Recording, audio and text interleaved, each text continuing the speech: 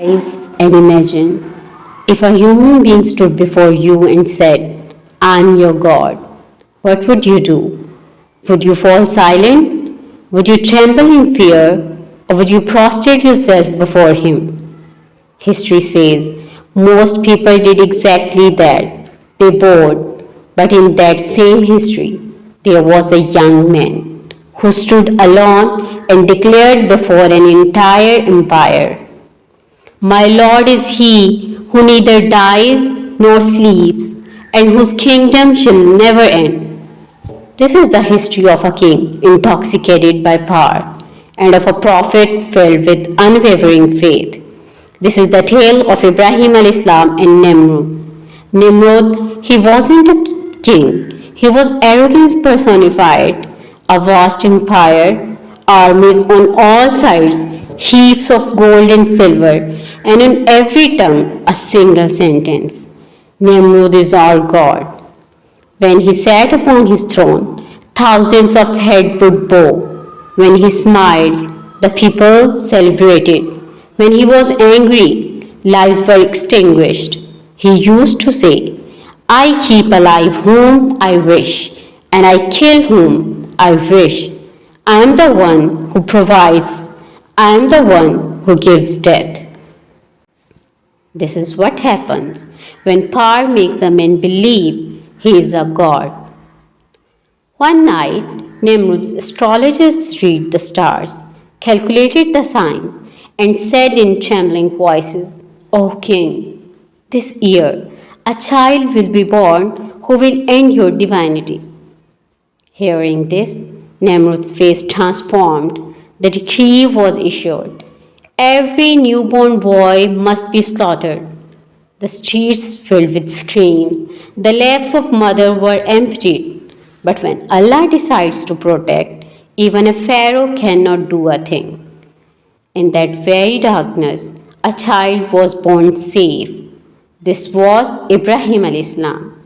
Ibrahim al-Islam grew up quiet, contemplative, looking deep into the essence of things.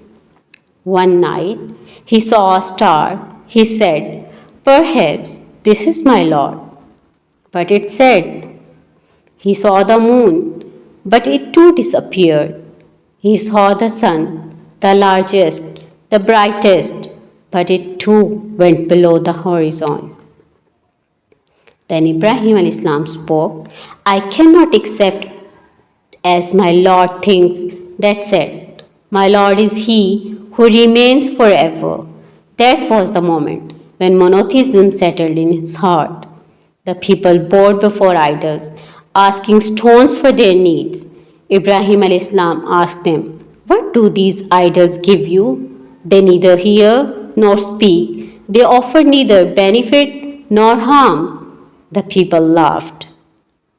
One day, when the city was empty, Ibrahim al-Islam entered the temple.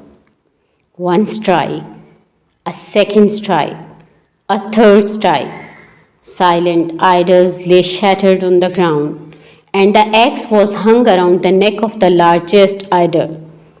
The people returned, saw the destruction, and their rage ignited. Ibrahim al-Islam was seized. They asked, who did this?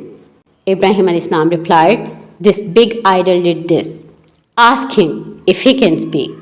For a moment, their consciences stirred, but pride won. The verdict was passed. Burn Ibrahim in the fire. For months, food was gathered. The fire was stoked until the flames reached the sky. Ibrahim al-Islam was placed in the catapult. The angels asked, do you need help? Ibrahim al-Islam replied, my Lord is sufficient for me. And then the command of Allah echoed, O fire, be cool, and a means of safety for Ibrahim. The fire turned into flowers. The flames became a shade. Ibrahim al-Islam walked out untouched. The end of arrogance, Nimrod didn't believe. So Allah sent a mosquito that entered his brain through his nose. That same Nimrod, who claimed to be God, became helpless against a tiny insect. This story is not just history. This is the message. If you are on the path of truth, don't fear being alone, because Ibrahim alayhi salam was alone, but Allah was with him.